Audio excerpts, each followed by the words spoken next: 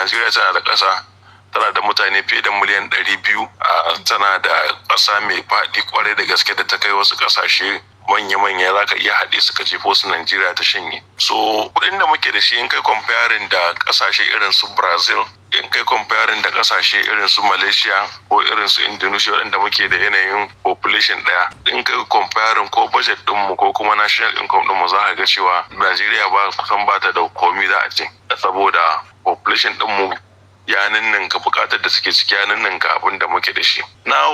Duk wanda suka san abin da yake faruwa sun san cewa gwamnatin shugaban ƙasa Muhammadu Buhari tun kafin ta tafi ta yi ƙoƙarin cire tallafin man fetur, kuma kusan sau 3 ma ana saka ranar cewa za a cire, ana ɗagawa, amma dai ba a ma yi budget provision na subsidy ba a cikin budget din 2023 saboda gwamnati ta riga ta ɗauka decision na cire wannan abu. Then so cirewan ya zama abin da ya zama dole saboda wannan decision ne da an riga an ɗauka, za mu iya cewa. Then abu na gaba, me ya biyo bayan cire subsidy? Akwai, I think that is even the major issue da mutane da yawa na san suke son su ji ko suke son amsa a kai. Na farko, yes, as expected, an samu spike, an samu taruwan hauhawar farashi, an samu tsadar rayuwa, an samu daga cikin wani yanayi wanda ba wanda bai san cewa haka za ta faru, ko gwamnati ta san cewa dole in an yi wannan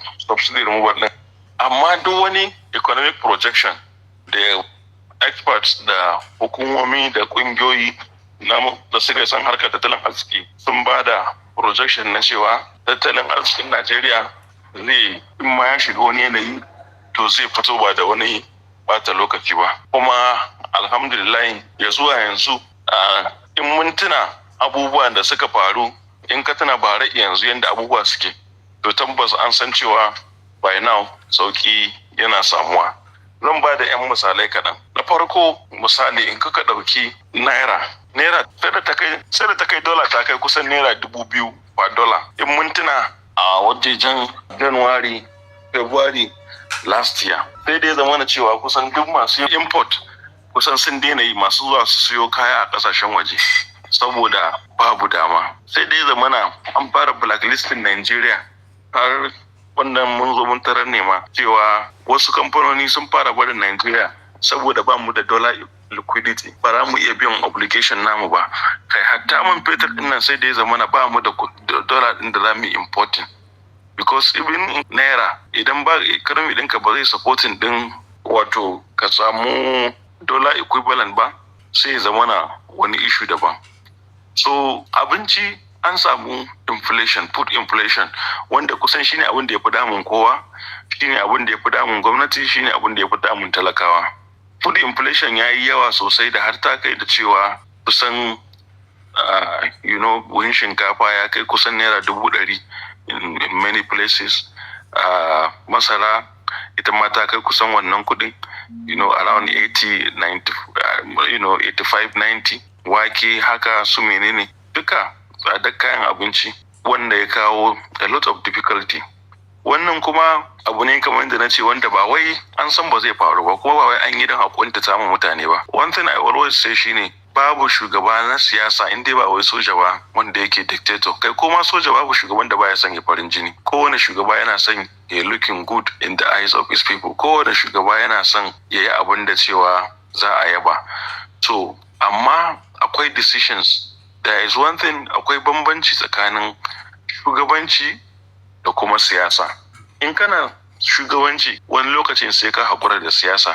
Abin da nake nufi a nan shine, siyasa ita abu ne na farin jini, na yin abin da mutane za su yi maka tafi. Amma shugabanci shine abin da wani lokaci za ka iya taking decision da zai ɓata ran mutane, amma wanda a iya information da kake da shi ko a iya tunaninka da lissafinka shine abin da yake daidai. Sometimes ana wannan bambancin mutane wasu ba su cika fahimtar shi ba. So wannan measures da aka dauka, there are measures waɗanda za a iya cewa abu ne wanda yake nuna shugabanci na cewa okay, maimakon in muna so za mu iya jin daɗi na wani lokaci, amma wannan daɗin ba zai ɗore ba. sannan kuma za mu kanmu da iyalanmu da 'ya'yan ma da ba a haifawa a cikin bakin wahala da kuma matsala a nan gaba. So maimakon haka gwamnati ta ɗauki wannan, ko kuma shi shugaban ƙasa Bola Tinubu a wannan lokaci ya ɗauki wannan hard decision na cewa let's close some of these things. Da farko za a iya sha wahala, kuma akwai ƙasashe da sun yi irin wannan, irin su Singapore, irin su China, wanda bayan wahalar ɗin wani kunci a lokacin mutum yake tunanin mafita iri-iri. So in bayan wannan ƙasashen da suka irin wannan ɗin sun sha wahala, amma daga baya sun samu mafita, sun samu warwarewa, sun samu ci gaba mai ɗorewa.